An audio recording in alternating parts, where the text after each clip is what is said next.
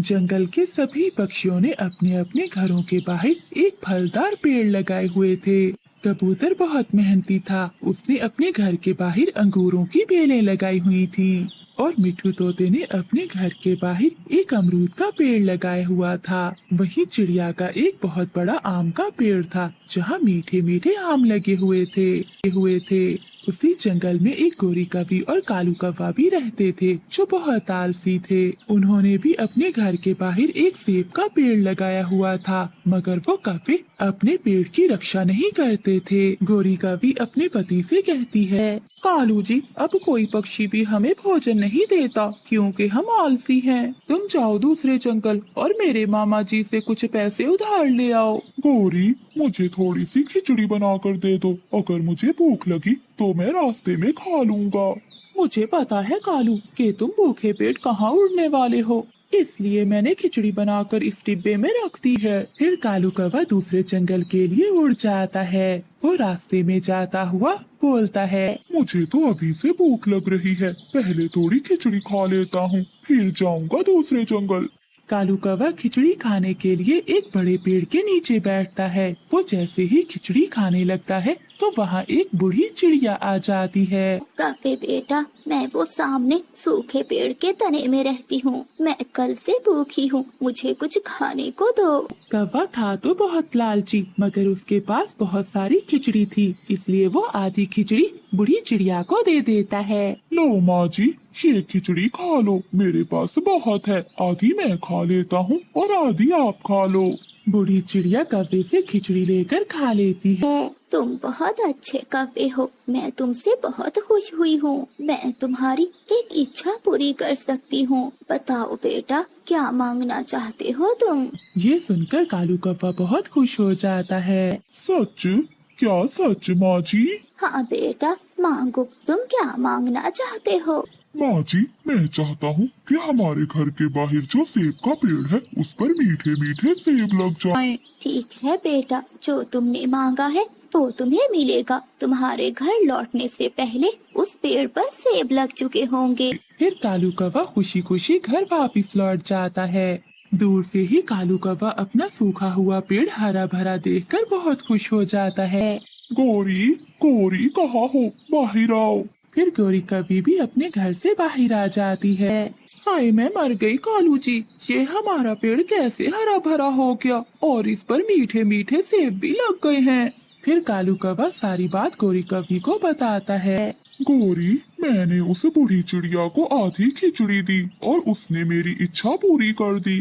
गौरी, अब तुम खुश हो ना? हमारे भोजन की चिंता खत्म हुई। हाँ कालू जी, अब हम मीठे मीठे सेब खाएंगे। माँ जी, जल्दी से आ जाएं, आज मैंने आपके लिए बहुत बढ़िया खिचड़ी बनाई है। नहीं गौरी बेटी, आज मैं तुम्हारी कोई भी इच्छा पूरी नहीं कर सकती क्योंकि मेरी शक्तियाँ अब खत्म हो चुकी हैं। ये सुनकर गोरी कौवी बहुत निराश हो जाती है। तुम ये खिचड़ी मुझे दे दो, मैं किसी गरीब पक्षी को ये दे दूंगी और तुम मुझे दांत के दर्द की दवा ला दो। ये कहकर वो बूढ़ी चिड़िया वहाँ से चली जाती है। बुढ़िया कहीं की, चलो कालू घर चले, अब हमें इस बुढ़िया से भला क्या लेना देना। फिर वो कौवे बहुत गुस्से में घर चले जाते हैं, मगर जब वो घर वापस आते हैं तो उनका पेड़ सूख चुका था और उनका घर भी टूट चुका था। कौवा और कौवी वहाँ बैठकर रोने लग जाते हैं। कालू, कालू, बहुत बुरा हुआ, सब चला गया, जो आया था वो भी चला गया। फिर वो बूढ़ी फाख्ता वहाँ आ जाती है। तुम जैसे लालची पक्षियों का यही अंजाम होता है। ये कहते हुए वो बूढ़ी चिड़िया वहाँ से गायब हो जाती है। कौवा और कौवी रोते रह जाते हैं। प्यारे दोस्ती से हमें सीख मिलती है कि कभी लालच ना करो, क्योंकि ज्यादा के लालच में थोड़े से भी हाथ धोना पड़ता है। आपका धन्यवाद। वो गोरी कौवी अपने घोंसले में लेटी हुई थी। वो कालू कौवे से कहती है, पति जी, एक बात कहूँ? कहो कहो गौरी, क्या बात है? कालू जी, ये घर बहुत पुराना है, क्या हो अगर वो बूढ़ी चिड़िया हमें एक नया घर दे दे? इसके लिए मुझे कल फिर से खिचड़ी लेकर जाना होगा। कालू जी, मैं भी आपके साथ जाऊंगी। अगले दिन वो ऐसा ही करते हैं। कालू की पत्नी खिचड़ी बनाती है और वो दोनों उसी बड़े पेड़ के नीचे चले जाते हैं। फिर कालू कौवा आवाज लगाता है, बूढ़ी माँ जी आए और खिचड़ी खा लें। कालू जी क्या आएगी वो बूढ़ी माँ जी? वो सामने सूखे पेड़ के तने में रहती है वो माँ जी, वो मेरी बात सुनकर जरूर आए। वो बूढ़ी चिड़िया कालू की आवाज सुनकर बाहर आती है। कव्वे बेटा, मुझे तो आज भूख नहीं है। माँ जी आप खाकर तो देखें, मैंने आज देसी घी वाली खिचड़ी बनाई है। फिर कवि के कहने पर वो बूढ़ी चिड़िया खिचड़ी खा लेती है। बोल बूढ़ी माँ जी, अब बोल भी। गौरी कवि मन ही मन में ऐसा कहती है। कव्वो, मैं खिचड़ी के बदले में हर पक्षी की एक इच्छा पूरी करती हूँ। मांगो, तुम क्या मांगना चाहते हो? माँ जी हमारे लिए एक सुंदर सा घर बना दे, ऐसा घर जिसे देखकर जंगल के सभी पक्षी हैरान हो जाएं और मेरे मायके वाले देखकर बहुत खुश हो जाएं। गौरी कवि ऐसे ही एक सांस में सब कुछ कह देती है। आप दोनों घर लौट जाओ, आपके घर पहुँचने से पहले आपका घर तैयार हो चुका होगा। फिर वो कवि खुशी खुशी अपने घर की ओर लौट जाते हैं। वहाँ जाकर कौवा और कवि बहुत खुश होते हैं क्योंकि वहाँ एक बहुत ही बड़ा और खूबसूरत घर बन चुका था। रानू चिड़िया, मिठू तोता और कबूतर कौवों का घर देखने के लिए वहाँ आते हैं। गौरी बहन, ये आपने कैसे नया घर बना लिया? क्यों छोटी चिड़िया, हमारा नया घर नहीं हो सकता?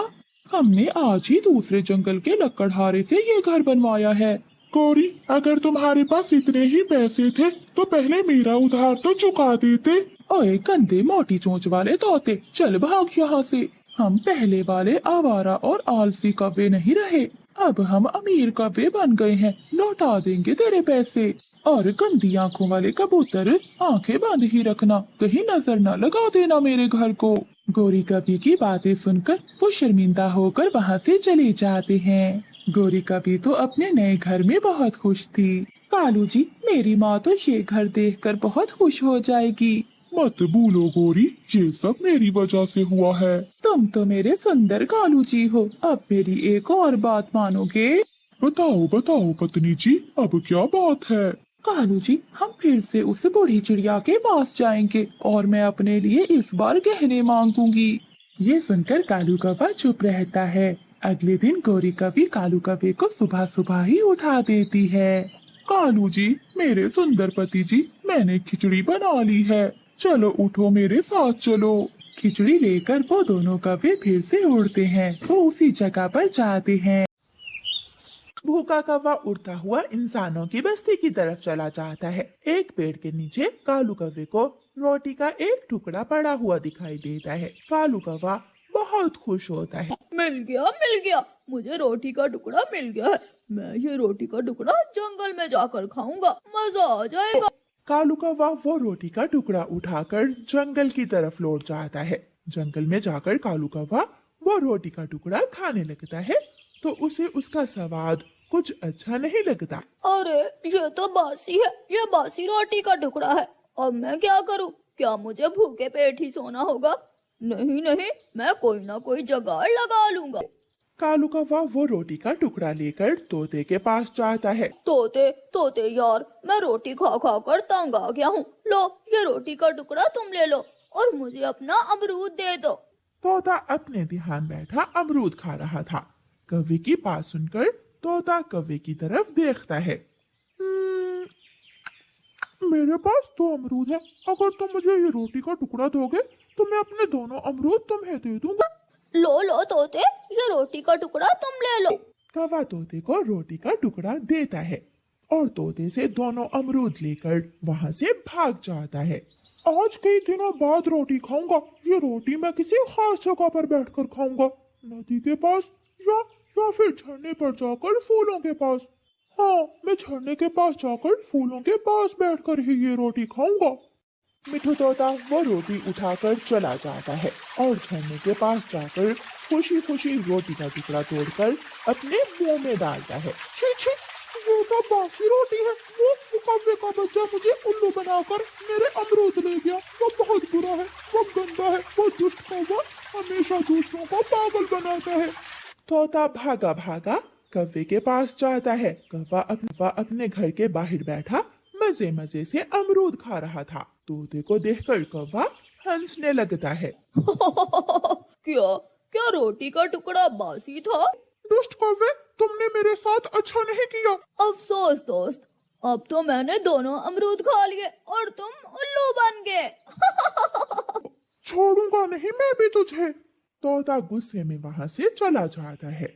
तोता रानो चिड़िया के पास जाता है। रानो चिड़िया, जब तक मैं कालू कौवे से बदला न ले लूं, मैं भी चैन से नहीं बैठूंगा। तोते भैया, आपको अच्छी तरह मालूम है कालू कौवे का, फिर भी आप उस पर विश्वास कर लो। ऐसे ही कुछ दिन गुजर जाते हैं और फिर एक दिन मिठू तोता एक हंडिया लेकर कौवे के पास जाता है और कौवे से कहता है, कौवे, मुझे ये जादुई हंडिया पुराने जंगल से मिली है। इस हंडिया में हम जो चीज भी डालेंगे दुगनी होकर बाहर निकलती है। क्या ये सच है? अगर नहीं विश्वास तो देख लो। तोता उस हंडिया में एक मकई का भुट्टा डालता है और फिर कौवे से छुपाकर दूसरा मकई का भुट्टा अपने पंख से निकालकर हंडिया में गिरा देता है। कौवे, देखो, हो गए दो। देखा, मैं तो अब अपनी जादुई हंडिया से ऐसी ही चीजें दुगनी करके खाया करूंगा। तोते, तुम ये जादुई हंडिया मुझे दे दो। हाँ, लेकिन इसके लिए तुझे मेरे काम करना होंगे। मेरे लिए मीठा अमरूद लेकर मेरे घर आ जाओ, फिर मैं ये अपनी जादुई हंडिया तुम्हें दे दूंगा।